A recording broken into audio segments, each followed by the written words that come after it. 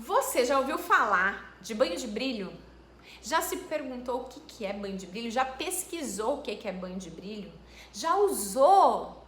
Tá pensando em usar? Meu Deus, se você é qualquer uma dessas pessoas aqui, vamos parar tudo agora e vamos entender de uma vez por todas o que é o banho de brilho, que ação ele promove, quais são os danos e quais são as vantagens, e a gente precisa entender o que acontece quando eu faço um banho de brilho, o que pode acontecer.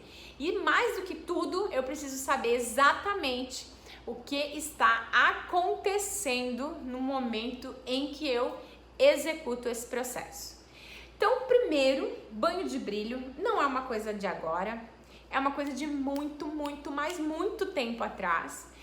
É uma técnica que era muito usada nos salões de beleza e que hoje a gente já quase não ouve falar, mas que de vez em quando volta à tona, alguém traz esse termo, alguém traz, né, as coisas lá do passado e começa às vezes a parecer que está saindo, surgindo algo novo e muitas vezes a gente nem sabe o que é. Já teve um vídeo aqui que eu fiz para vocês que eu fiz vocês pensarem a respeito das palavras. Nós falamos sobre o processo de parar, pensar sobre cada palavra, interpretar o que aquela frase, aquela palavra, aquela técnica quer dizer, para daí então eu pensar nos resultados. E aí quando eu falo em banho de brilho, são duas palavras bem distintas. Banho, né? Vamos dar um banho, vamos colocar algo, vamos, né? Enfim, banho, né? No sentido bem simples e amplo da palavra, e brilho. Aí quando eu penso num banho no cabelo, eu imagino molhar, eu imagino lavar, eu imagino, né, algo que vá fazer esse movimento. E quando eu falo em brilho no cabelo, o que você pensa? Eu, Vanessa, penso em algo que dê mais brilho. Então, banho de brilho, estou colocando, estou dando mais brilho, estou devolvendo ou intensificando o brilho do cabelo. Beleza. Banho de brilho, então já deu para entender mais ou menos o sentido dessa palavra. Agora vamos entender como é que a gente pode promover brilho, né? E vamos entender como é que funciona o famoso banho de brilho. Então, no passado, quando a gente... Eu tô falando passado, né? Eu tô trazendo para vocês, porque quando começou a história do banho de brilho, foi lá atrás, há muitos anos atrás. Então, quando começou a história do banho de brilho, o que as pessoas faziam? O que o cabeleireiro fazia? Ele pegava uma coloração com oxidante, misturava e colocava uma máscara de tratamento ou uma ampola de tratamento, um produto de tratamento. E misturava esses três itens e aplicava no cabelo lavado da sua cliente. Qual era a intenção com esse processo? Vamos entender qual era a intenção. A intenção era renovar a cor do cabelo.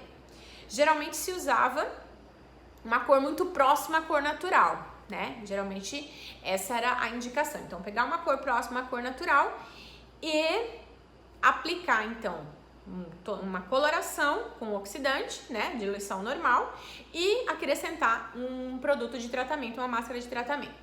E aí, a gente como cabeleireiro, muitas vezes a gente acaba promovendo reações nos produtos ou tirando muitas vezes até a ação do produto sem entender exatamente o que a gente está fazendo. Então, nesse momento, o que eu quero fazer você pensar é o que a gente faz quando a gente mistura dois produtos de famílias distintas. Porque olha só, tratamento faz parte de uma família, coloração faz parte de outra família, de famílias completamente distintas, não são nem parentes. Tratamento e coloração não são parentes, agem de forma diferente, têm funções diferentes, então não pertencem à mesma família e, consequentemente, têm reações e têm características diferentes.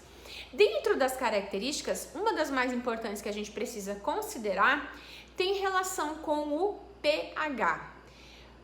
Os tratamentos agem em pH baixo. Os tratamentos são produtos ácidos com relação ao cabelo.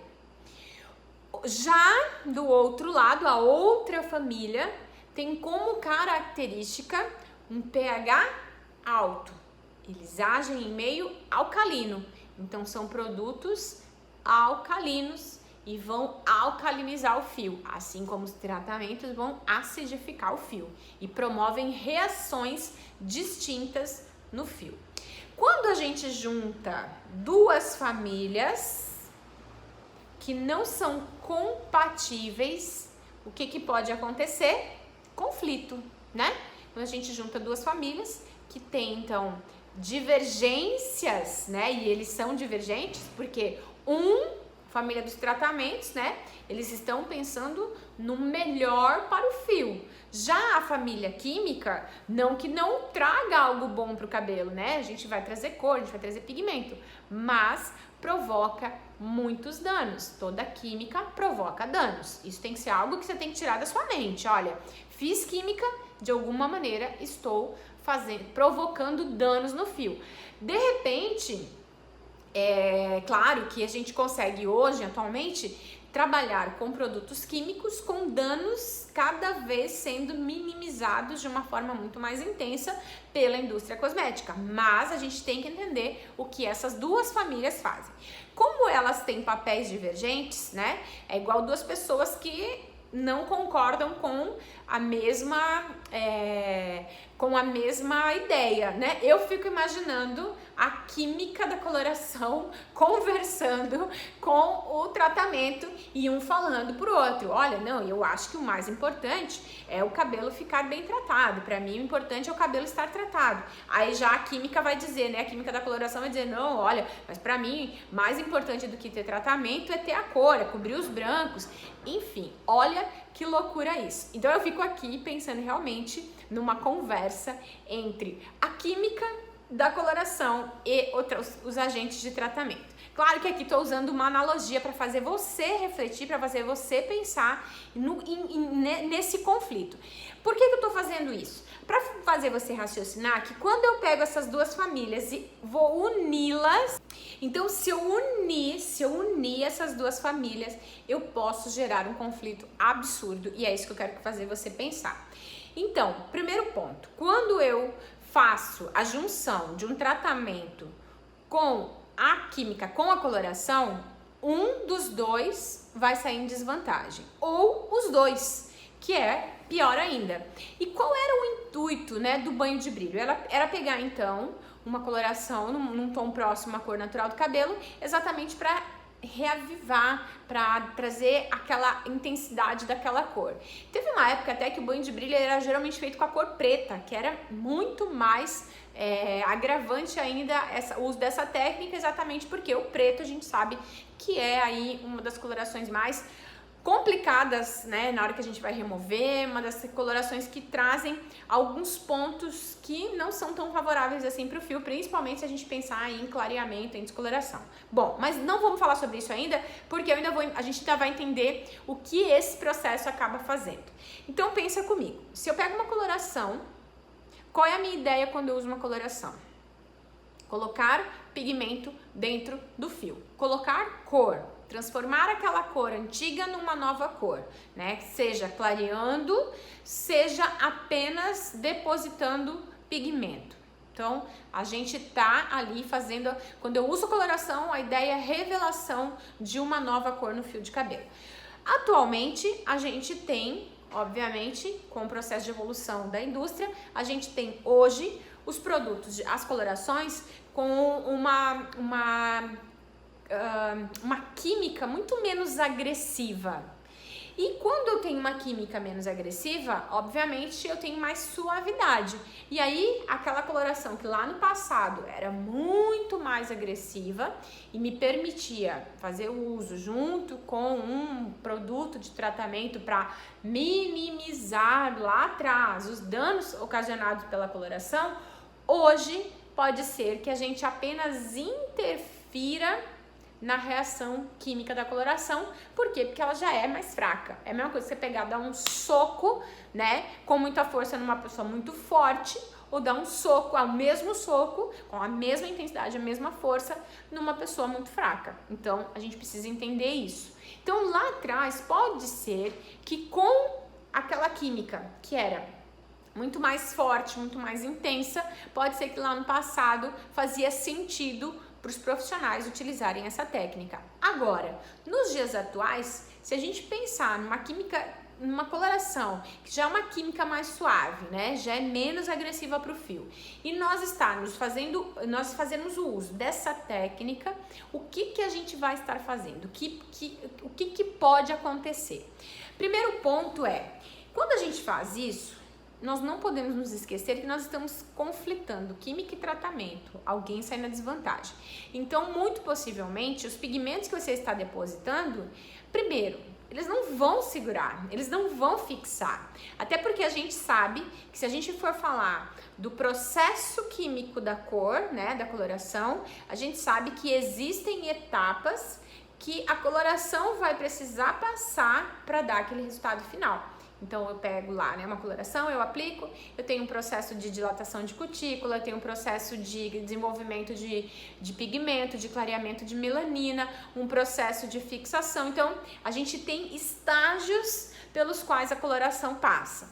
E aí quando eu coloco um produto de tratamento, exatamente o que eu estou fazendo, algo que a gente até perde o controle, ainda mais porque o tempo de pausa acaba sendo diferente, enfim, vários fatores que vão se somando a esse método, a essa técnica e que vão fazendo a gente pensar que tem coisa que não dá pra gente brincar achando que a gente sabe o que tá fazendo, porque eu acho que a gente precisa ter muito esse cuidado. Nós, como cabeleireiros que buscam um desenvolvimento profissional acima da média, nós precisamos pensar naquilo que a gente não pode, não deve e tem que ter o máximo de cuidado ao realizar. E um desses cuidados que a gente tem que ter é exatamente quando eu vou tentar criar algo que eu não sei exatamente o que vai estar acontecendo, porque a gente não tem controle sobre isso. Porque, ó, pensa comigo, uma coloração, um químico desenvolveu, ele tem lá as especificações químicas daquele produto,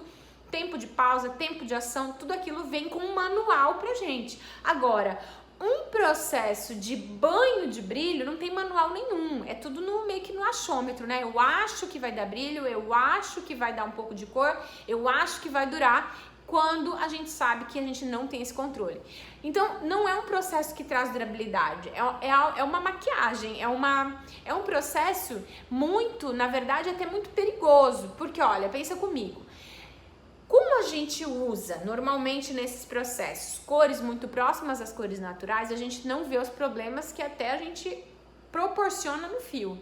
Porque, olha, pensa comigo, sempre que eu tô colocando numa coloração um outro produto, seja água, seja a própria máscara de tratamento que a gente tá falando agora, citando aqui no banho de brilho, eu estou diluindo os pigmentos que estão ali naquele cabelo, naquele produto. Quando eu diluo, imagina comigo assim, ó, um suco de uva, um suco de laranja puro, 100% puro. Você pega um outro copo com metade do suco de laranja e coloca água. É a mesma coisa? Não, não é a mesma coisa, né? E a gente não sente nem o mesmo sabor. Então a gente parece, mas não é, né? Consegue entender essa diferença? Então, quando eu faço a diluição desse pigmento, quando eu deposito esse produto lá no cabelo da minha cliente, o que pode acontecer é esse cabelo ficar muito manchado, eu corro o risco de alterar a cor natural desse cabelo, principalmente porque quando eu faço a revelação do fundo de clareamento, eu já não tenho mais um cabelo natural. Então, esse processo, ele começa como um processo para dar um brilho e ele passa a ser um processo necessário para a neutralização de fundo de clareamento. Porque quando eu começo a promover, a realizar química num cabelo, ele vai alterando cor, não é que ele altera a cor, na verdade ele vai revelando aquela cor que é a cor do fundo de clareamento, a cor que é revelada das melaninas. Então a gente tem que ter um cuidado muito grande ao realizar esse tipo de processo, porque eu corro um risco grave de alterar muito mesmo o tom natural desse cabelo. E aí vai ficar com uma cor ainda mais indesejada. Aí, de repente, você vai falar, Vanessa, tá, mas então eu posso ou não posso? Aí vem de novo a Vanessa que gosta de fazer você refletir. Na sua opinião, agora, eu quero que você pare e pense, inclusive quero que depois você deixe um comentário para mim. Na sua opinião, o banho de brilho é um processo que nós profissionais devemos realizar ou não? Quero que você pense, baseado nos dados que eu estou te trazendo, nas informações que eu estou te trazendo, em tudo isso que eu estou fazendo, você refletir nesse momento. Será que a gente deve realmente correr o risco de mexer num cabelo natural, alterando o fundo de clareamento? Ah, Vanessa, mas peraí, você está falando de cabelo natural? E se esse cabelo for um cabelo já colorido? Por exemplo, imagina comigo a minha cliente que faz cobertura de brancos todos os meses. E aí a minha cliente de cobertura de brancos volta no mês que vem com aquele comprimento desbotado. Será que naquele cabelo desbotado não vale a pena um banho de brilho? O que você acha? Pensa comigo. Será que vai durar? Quanto tempo? Não tem resposta. Na verdade, a resposta é uma coisa muito simples. Não tem durabilidade, porque não tem fixação. Não tem pigmento suficiente, não tem fixação. A gente cria uma falsa sensação instantânea de um resultado que não tem durabilidade. Simples assim. Quero que você pense nisso. Simples assim. Então, como eu não tenho fixação, como eu não tenho durabilidade, eu não tenho cobertura de branco, pra que eu vou me enganar e enganar o meu cliente com um processo que não tem durabilidade? Ah, Vanessa, mas de repente agora você tá pensando assim, ah, Vanessa, mas a coloração também não dura. Mas a coloração tem tempo de duração, que é de aproximadamente 30 dias, né? Então esse é o prazo médio que a gente tem de durabilidade de uma coloração. Existe um prazo. Agora, imagina se uma coloração durasse um dia, uma lavagem, 2, e mexesse na estrutura do fio de cabelo a ponto de revelar o fundo de clareamento, será que vale a pena? Pensou um pouco? Tá vendo como a resposta tá simples? Ela é simples e ela tá aí. Só falta a gente parar para pensar. Maravilha, então já entendemos que num processo de banho de brilho que tem como intuito trazer brilho, eu corro muitos riscos, porque na verdade eu estou fazendo um processo que não é uma química e não é um tratamento, ou seja, não é nem uma coisa nem outra. O que exatamente eu devo fazer num cabelo que eu quero brilho? Gente, vamos pensar agora. Quando eu preciso de brilho, o que eu preciso nesse cabelo? E quando eu preciso de brilho, uma coisa não é necessário: pigmento. Pigmento não traz brilho, pigmento traz cor. Agora, obviamente que um cabelo brilhoso revela maior intensidade de cor. Por quê? O brilho é revelado através da cutícula. A cutícula é o quê? A camada externa do fio, tá? A camada externa, ela é como se fossem escamas, né? A condição física dela, quando a gente olha, ela parecem escamas sobrepostas. Essas escamas, quando elas não estão bem alinhadas, elas não promovem brilho para o cabelo da minha cliente. Agora, quando então eu preciso de brilho, eu preciso de uma cutícula bem alinhada. Por isso que muita gente acaba vendo um brilho extra em trabalhos como passar chapinha no cabelo e realizar progressiva. Que aí a gente já gera um outro conflito, né? Já trouxe aqui mais uma lenha para nossa fogueira. Quando a gente fala de progressiva, que dá essa falsa sensação de brilho, é algo também mascarado, porque não é um tratamento. Progressiva não é tratamento. Isso vai ser tema para um outro vídeo, tá? Não vou entrar nessa questão. Mas o que a gente precisa entender é que quando as cutículas estão alinhadas, eu vejo brilho. Mas não adianta eu alinhar as cutículas mecanicamente com o alinhamento da prancha, né, da chapinha ou do secador, sem eu pensar na parte estrutural do fio. Então eu preciso pensar que o fio precisa estar bem estruturado para que aí as cutículas consigam ficar e se manter alinhadas, sem que haja necessidade de um processo químico para promover esse alinhamento. Então a resposta ela é muito simples para quem quer brilho no cabelo. Tratamentos. Os tratamentos, as reconstruções, nutrições, as hidratações, os protocolos de tratamento, né? Em junção com os leave-ins, os óleos, lembrando sempre na qualidade dos produtos, é isso que vai trazer e vai proporcionar brilho para o cabelo da sua cliente. Então, não se engane, não engane a sua cliente. Banho de brilho não é nenhuma coisa nem outra. Não é um processo técnico. Não é um processo que um profissional deve executar como um processo técnico. Então, a gente tem que ter esse cuidado. De repente você tá aí e está falando, Vanessa, mas eu gosto, eu faço, eu quero fazer, ok? Ok, respeito. Agora eu quero que você perceba que quando nós estamos buscando um posicionamento, existem coisas que a gente tem que deixar de fazer. Por exemplo, se a gente for pegar profissionais que têm certificados que permitem, por exemplo, um advogado, né? Ele faz a faculdade e ele não, mesmo ele concluindo a faculdade, não significa que ele está apto para assinar como um advogado. Ele vai lá e faz uma outra prova, que é a prova da OAB, para certificar que ele pode advogar. Então a gente tem que ter um cuidado. Quando a gente busca esse posicionamento, né, a gente precisa perceber que, mesmo que muitas vezes eu tenha determinado conhecimento, não significa que eu posso ou que eu devo estar realizando esse processo. Então esse é um cuidado básico, essencial, que você precisa ter, e um cuidado que você precisa ter principalmente com a sua imagem, com a imagem do seu trabalho, com aquilo que você quer que as pessoas enxerguem em você.